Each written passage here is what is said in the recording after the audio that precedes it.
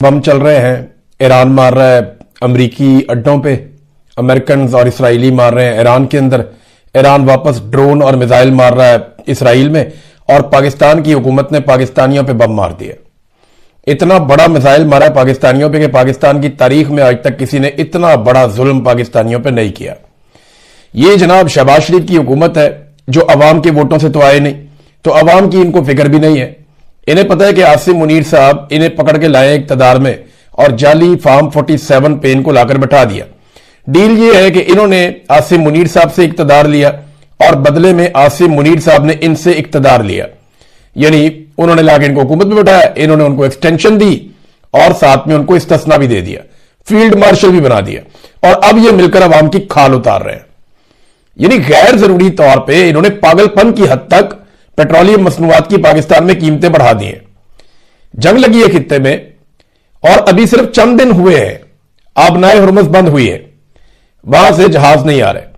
हुकूमत ने दावा किया था कि इनके पास बहुत सारा तेल पड़ा हुआ है, लेकिन इन्होंने जो कीमतें बढ़ा दी हैं वो इस लेवल तक बढ़ा दी कि हुकूमत के अपने हमायती, इनके अपने टाउट्स, इनके अपने दरबारी वो सर पकड़ के बैठ गए। वो ट्वीटें कर करके कह रहे हैं कि यार ये क्या तबाही फेर दी। यानी इस लेवल पे तो किसी ने नहीं किया। इंडिया ने कीमतें क्यों नहीं बढ़ाई? जंग खाली पाकिस्तान के लिए लगी है, बाकी जो आसपास मुल्क है किसी ने कीमत ऐसे नहीं बढ़ाई जो पाकिस्तान ने कर दी अपनी अवाम के साथ। इन्होंने तो ऐसा लगता है कि ये बहाना ढूंढा है, बाकी मुल्कों ने अपनी अवाम के साथ ये नहीं किया। खित्ते में सबसे महंगा पेट्रोल पाकिस्तान में हो गया 55 रुपए लीटर, इन्होंने कीमत बढ़ा दी है। अब आप जब 1 लीटर खरीदेंगे डीजल तो वो आपको पड़ेगा 336 रुपए का, 336 रुपए का लीटर आप डीजल खरीदेंगे आप पाकिस्तान में। देखिए चंद चीजें मैं आपको बताऊं। एक तो खित्ते में सबसे महंगा पेट्रोल अब हमारे पास है और सबसे नकम्मे, नालायक और बदनीयत हुक्मरान भी हमारे पास है। नंबर 2, आलमी मंडी की निस्बत हमने इजाफा ज्यादा कर दिया। यानी आलमी मंडी में अगर आप ये कहते हैं कि आलमी मंडी में तेल की कीमत बढ़ रही है, इस हिसाब से हमने ज्यादा कर दी, तो भाई आलमी मंडी में भी इतना बड़ा इजाफा नहीं हुआ, इतना बड़ा इजाफा आपने पाकिस्तान में कर दिया। और आप तो पहले ही अवाम का खून निचोड़ रहे थे, अवाम से इजाफी पैसे ले रहे थे, 100 रुपए के करीब, तो यानी 85 के करीब तो आप लेवी ले रहे थे सिर्फ अवाम से। टैक्सेस की मद में आप 100 रुपए से ऊपर ले रहे थे, बजाय इसके कि आप पब्लिक को रिलीफ देते, आपने क्या किया और उनके ऊपर बोझ डाल दिया। तो आलमी मंडी में इतना इजाफा नहीं हुआ जितना पाकिस्तान के अंदर इजाफा हो गया। नंबर 3, इन्होंने ऐसा लगता है कि जंग को एक अपॉर्चुनिटी के तौर पर लिया कि मौका मिल गया अवाम की खाल उतारने का। उतारे अवाम की खाल, क्योंकि इन्होंने अपने मुंह से कहा था, ये चौथा नुकता बहुत इंपॉर्टेंट है, इन्होंने अपने मुंह से कहा था कि हमारे पास तेल के काफी जखायर मौजूद है, कोई परेशान ना हो, बहुत तेल है हमारे पास, इन्होंने ये खुद कहा था, और काफी अरसे का तेल है हमारे पास, इन्होंने ये कहा था। हालांकि डीलर एसोसिएशन कह रही थी कि 2 हफ्ते का है, लेकिन ये कहते थे नहीं हमारे पास बहुत लंबा अरसा तेल है, बेफिक्र रहे। तो जो पहले तेल सस्ता खरीदा हुआ है उसी के ऊपर अवाम से इजाफी पैसे ले लिए, 55 रुपए लीटर। यानी ये तो अवाम को चूना लगाने वाली बात है ना, ये चूना लगा रहे हैं। मैं एक हकीकत आपके सामने रखता हूं कि इमरान खान साहब के दौर में इंटरनेशनल मार्केट में तेल की कीमत आज से भी ज्यादा थी। यानी आज $90 के आसपास, मैं भी चेक कर रहा था, सामने मेरे सिस्टम खुला हुआ है, इसके ऊपर मैं देख रहा हूं इंटरनेशनल मार्केट में इस वक्त जो ऑयल प्राइस है ये $90 के आसपास बता रहा है जब मैं ये देख रहा हूं। तो अब मुझे आप ये बताएं कि $90 अभी है, इमरान खान के दौर में $117 फी बैरल था। अभी भी जो इमरान खान साहब के दौर के अंदर पेट्रोल की आलमी कीमत थी उससे बहुत कम है अभी भी। उस कीमत के ऊपर इमरान खान 150 रुपए का डीजल पेट्रोल बेचता था, तो ये सारे जो है ना तत्ते तवे पे बैठ जाते थे, छलांगे मारते थे कि नहीं जी बहुत महंगा हो गया। और आज इमरान खान के दौर से आलमी मंडी में तेल बहुत सस्ता है और ये बेच रहे हैं इमरान खान से डबल से भी ज्यादा कीमत के ऊपर। यानी 300 का भी नहीं बेच रहे हैं, 150 वाला, 336 रुपए का डीजल बेच रहे हैं। ये इन्होंने पाकिस्तान के साथ किया है और झूठ बोलते हैं कि इमरान खान के दौर में इतनी कीमत बढ़ी थी। 120 रुपए का लीटर उसको मिला था क्योंकि निगरान हुकूमत भी बढ़ा गई थी, तो 120 रुपए से 150 रुपए तक इमरान खान साहब ने पहुंचाया था, हौली हौली करके। कभी कम होता था, कभी ज्यादा होता, तो 150 तक पहुंचा था। इन्होंने 150 से उठा के पेट्रोल को 336 तक ले गए।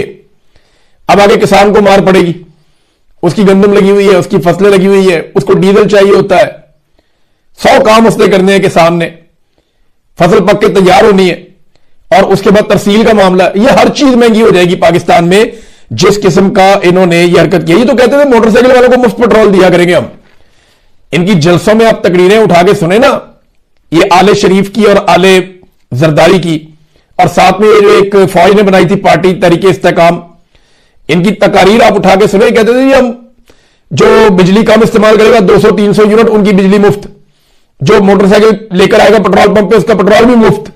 ये मुफ्त पेट्रोल दे रहे हैं पाकिस्तानियों की, किसानों की इन्होंने कमर तोड़ दी है। इमरान खान रशिया गया था सस्ता तेल लेने के लिए, लेकिन जनरल बाजवा को एक्सटेंशन चाहिए थी, तेल नहीं चाहिए था कौम के लिए। यानी इमरान खान ने कहा था ना कि सस्ता तेल लेने गया हूं रशिया में, तो इन्होंने कहा नहीं नहीं नहीं, पता नहीं कौन सी साजिश हो गई अमेरिकन के, उन्होंने इतने कान भरे, उन्होंने साइफर भेज दिया, इन्होंने जनाब यहां पे सारी जर्नैल राजी करके रजीम चेंज कर दिया कि मुझे एक्सटेंशन मिल जाएगी। वो लैटरिन जो डिगा पिया होना, वो जिसको एक्सटेंशन पड़ी थी वो ऊंडे मुंह लैटरिन में गिरा, अब उसका पता भी नहीं है, जिंदा है मर जाता है, उसके बारे में पता करने जाते हैं वो बताते ही नहीं है।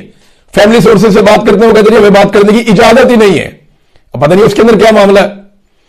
तो ये मेरी हमदर्दी है, कोई बंदा इस तरह चोट लग जाए, लेकिन मामला ये है कि उसको एक्सटेंशन चाहिए था ना, उसको सस्ता तेल नहीं चाहिए था। आज वाला भी वही कर रहा है और उस दौर वाला भी वही कर रहा था, इनमें कोई फर्क नहीं है, कोई फर्क नहीं है। महंगाई का तूफान आ जाए, अब आएगा, ये चूना लगाएंगे लोगों को। अब ये करेंगे क्या, मैं आपको ये बता देता हूं। इन्होंने तेल की कीमतें बहुत बढ़ा देनी है, आवाम को चूना लगा लेना है, सस्ता तेल जो खरीदा हुआ महंगा बेच देना है। जैसे ही सूरत थोड़ी सी कंट्रोल होगी, ये थोड़ा सा सस्ता करके आवाम पे आसान चढ़ा देंगे, क्योंकि इनसे कोई टारगेट पूरा नहीं हुआ, ये टैक्स इकट्ठा ही नहीं कर पा रहे, ये खसारे के अंदर हुकूमत जा रही है लगातार, कोई सरमायाकारी पाकिस्तान में नहीं आ रही। दहशतगर्दी की वजह से पाकिस्तान छोड़ के भाग रहे, पाकिस्तान में आने के लिए कोई तैयार नहीं है। इंटेलिजेंस का लगातार फेलियर हो रहा है, इदारे अपना काम कर ही नहीं पा रहे और बिला वजह के चौधरी बने हुए हैं। तो इन्होंने जो पाकिस्तान की हालत कर दी है, अब अवाम का खून निचोड़ेंगे तो पहले, अब इनको ये देखना डर फैला दिया इन्होंने कि जनाब पेट्रोल खत्म होने वाला, पता नहीं कितने का हो जाएगा। तो इस डर की वजह से लोग बहुत ज्यादा पेट्रोल खरीदेंगे, गाड़ियां भरवाएंगे। इनको इस बात का आइडिया था कि एकदम बहुत बड़ी बिक्री होने वाली है पेट्रोल की, लिहाजा इन्होंने कहा पैसा बना लो इसमें भी, और अब ये पैसा बनाने का सारा खेल है। देखिए पाकिस्तान के साथ अमेरिका का क्या रवैया है, जिसके पास डोनाल्ड ट्रंप का फेवरेट फील्ड मार्शल है, जिसके पास आंखें मारने वाला, सलूट मारने वाला और चमकने वाला और चमकाने वाला वजीर आजम है फेवरेट डोनाल्ड ट्रंप का, वो जो है वो अमेरिका इजाजत नहीं देता। अमेरिका इजाजत किसको देता है? भारत को। अमेरिका ने भारत से कहा कि आप रशिया से तेल खरीद ले, सस्ता तेल, आप रूस से सस्ता तेल खरीदें 1 महीने तक, और उस तेल को अपनी रिफाइनरीज के अंदर लेकर आए और वहां से आप दुनिया को तरसील दें। यानी भारत ना सिर्फ रशिया से सस्ता तेल खरीद के लाएगा, यानी कल तक रूस का तेल अमेरिका कहता था कोई ना ले, अमेरिका पाबंदियां लगाता था कि रशिया का तेल कोई ना ले, कल तक अमेरिका ये कहता था। आज वही अमेरिका रूस के तेल की खुद मार्केटिंग कर रहा है। सबसे बड़ा बेनिफिशियरी तो फिर रशिया बन गया ना भाई। गल्फ के अंदर आबना हॉर्मस बंद हो गई, वहां से आप खुलवा नहीं पाए, अमेरिका ने पूरा जोर लगा के देख लिया, ईरान ने खुलने नहीं दी। जहां से सैकड़ों की तादाद में जहाज गुजरते रहते थे, वहां पे इक्का दुक्का गुजरते हैं, बहुत कम कोई जिनको ईरान इजाजत दे दे, जाओ तुम चले जाओ, और तो वो किसी को जाने नहीं देते, जाने नहीं देते। चाइना को उन्होंने इजाजत दी है, पाकिस्तान को वो दे सकते हैं, पाकिस्तान उनसे बात कर सकता है। लेकिन भारत को अमेरिका ने कहा कि रशिया से तेल ले लो, सस्ता तेल, और उसको अपनी रिफाइनरीज में तैयार करके दुनिया को बेचो और बहरान को काबू करो, और भारत पैसा बनाएगा इसमें भी। तो अमेरिका किसका सका हुआ? फेवरेट फील्ड मार्शल इधर है, सस्ता तेल लेगा इंडिया और पैसा भी बनाएगा इंडिया। ये जो फेवरेट फील्ड मार्शल और फेवरेट वजीर आजम है ना, ये अमेरिका ने ऐसी लात मारनी है ना पाकिस्तान को, और ये इन्होंने हमेशा मारी, हमें इन्होंने हमेशा इस्तेमाल किया टिश्यू पेपर की तरह। तारीख इसकी गवाह है, और ये होना हम होता हुआ देखेंगे। ये जबानी कलामी है, सारा कुछ फायदा सारा इंडिया का है। यानी ये रशिया के तेल की अब मार्केटिंग अमेरिका कर रहा है। मैं तो हैरान हो रहा हूं, जिस तेल पे पाबंदियां लगती थी, और ये खबर पूरी दुनिया में छपी हुई है। रशिया जो है ना वो बेनिफिशियरी है, वो भरपूर प्रोपेगेंडा भी कर रहा है, खुल के आ गया। वो अरबों को ये कह रहा है, और बार बार अरबों को ये कह रहा है रशिया कि आप अमेरिका पे भरोसा क्यों करते हैं? आपको बार बार ये सोचना पड़ेगा कि क्या आपको इनके अड्डों की जरूरत है या नहीं, क्या आपको इनकी मदद की जरूरत है या नहीं। ये अड्डे आपका तहफ़्फ़ुज़ नहीं कर रहे, बल्कि ये अड्डे आपके लिए खतरा है। ये रशिया के साबिक सदर, साबिक वज़ीर आज़म और मौजूदा जो सिक्योरिटी के हवाले से मैंने को बताया था दिमित्री जो है, उन्होंने ये स्टेटमेंट दिया है, साफ कह रहे हैं कि आपको अमेरिकन अड्डों की जरूरत नहीं है, ये आपके लिए खतरा है, और वो यहां पे सिर्फ एक मुल्क की हिफाजत करने के लिए आए, और आप सब जानते हैं कि वो किसकी हिफाजत कर रहे हैं। आप सबको उन्होंने छोड़ दिया, और अरबों के अंदर भी ये सोच पैदा हो गई है, और जो अरब बिजनेसमैन है वो भी सर पकड़ के बैठ गए कि जनाब ये तो हमारा सारा कारोबार ही तबाह करने पे आ गए, हम तो किसी काबिल नहीं रहेंगे जो इस खित्ते को आग के अंदर झोंक दिया। लिहाजा वो डर गए कि हमारी सिक्योरिटी जिन्होंने करनी थी वो हमारा मुल्क छोड़ छोड़ के भाग रहे। अभी तक 18,000 अमेरिकन यहां से निकलकर चले गए, बाकी लगातार निकलने की कोशिश कर रहे हैं। लेकिन हैरानकुन तौर पे अमेरिका बार बार पाकिस्तान के अंदर वार्निंग जारी कर रहा है, अमेरिकन को एडवाइजरी जारी कर रहा है अमेरिकन को। वो क्यों कर रहा है? क्या पाकिस्तान में कुछ होने जा रहा है, या अमेरिका का पाकिस्तान के हवाले से भी कोई प्लान है? मैं कुछ कह नहीं सकता अभी, लेकिन अमेरिका अगर वार्निंग जारी कर रहा है बार बार पाकिस्तान में, तो इसके पीछे कुछ ना कुछ तो जरूर है। अमेरिका के साथ ना एक चीज हुई है, और ये डोनाल्ड ट्रंप ने की है। डोनाल्ड ट्रंप ने क्यों की, ये मैं आपको आगे जाके बताता हूं। लेकिन डोनाल्ड ट्रंप ने अमेरिका के साथ एक काम किया कि अमेरिका की एक मिथ टूट गई है। इसराइल की भी मिथ टूट गई थी पिछले साल कि आयरन डोम पता नहीं कोई ऐसी चीज है, परिंदा पर नहीं मार सकता, कोई अंदर नहीं आ सकता, कोई फ्लाइट नहीं आ सकती, कुछ नहीं हो सकता, दुनिया के बेहतरीन मिसाइल भी नहीं आ सकते। मार मार के दुम्बा बना दिया था ईरान ने, अभी फिर बार बार मार रहा है। वो रोक लेते हैं, वो बहुत सारे मिसाइलों को रोक लेते हैं, ऐसा नहीं कि सारे चले जाते हैं, लेकिन मारते भी है ना। बहुत सारे लोगों को मारा। अभी इंडियन सहाफी एक वापस गया, उसने जाके स्टेटमेंट दिया, वो बता रहा है जनाब इसराइल का नुकसान ज्यादा हो रहा है। वो बता नहीं रहा, वो कवरेज नहीं करने देते, लाशों की फुटेज नहीं बनाने देते, अस्पतालों की कवरेज नहीं करने देते, लोगों से बात नहीं करने देते। और उसने ये भी कहा कि ये 100 फुट नीचे जो जमीन से बनाए हुए इन्होंने बंकर्स, ये कहते हैं वो महफूज है, उसके अंदर नीचे बंदे मर गए। उन्होंने कहा एक इलाका पूरा तबाह हुआ, बहुत सारे घर थे वहां पे जो तबाह हुए, तो हमें बताया गया एक ही बंदा मरा है, हो ही नहीं सकता, उसने कहा। तो इसराइल जो है वो चीजों को कंट्रोल करता है, वो बता नहीं रहा। तो अमेरिका की मिथ टूट गई। कल तक अमेरिका को समझा जाता था नाकाबिले तस्खीर कि इसको कोई जवाब नहीं दे सकता, इसके ऊपर कोई वापस अटैक नहीं कर सकता। अमेरिका के हथियार दुनिया के नंबर 1 हथियार है, गो के बहुत अच्छे हथियार है, लेकिन ये जो मिथ थी ना कि उनका मुकाबला करने के लिए दुनिया में कोई हथियार नहीं है, ये टूट गई। अमेरिका को नाकाबिले तस्खीर समझा जाता था, वो चौधराहट जो अमेरिका की थी जिसको वो एंजॉय कर रहा था, वो अब खतरे में है। अमेरिका के जो तबाहशुदा अड्डे हैं मिडिल ईस्ट के अंदर, उनकी जो सैटेलाइट तस्वीर है वो अमेरिका का मुंह चढ़ा रही है। वो देखें ना, आप सोशल मीडिया खोले, आपको जगह जगह नजर आते हैं अमेरिकन अड्डे तबाह हुए हैं, रडार तबाह हो गए, फैसिलिटीज जितनी थी वो तबाह हो गई। सीआईए का जो इनका क्वार्टर था, हेडक्वार्टर, वो भी तबाह हो गया, स्टेशन जो था इनका। तो अब ये हालत हो गई है कि ईरान ने चैलेंज कर दिया अमेरिका को कि हिम्मत है तो आबनाए मरकज में अपना बैरी जहाज भेजकर दिखाओ। 2 चैलेंजेस किए उन्होंने।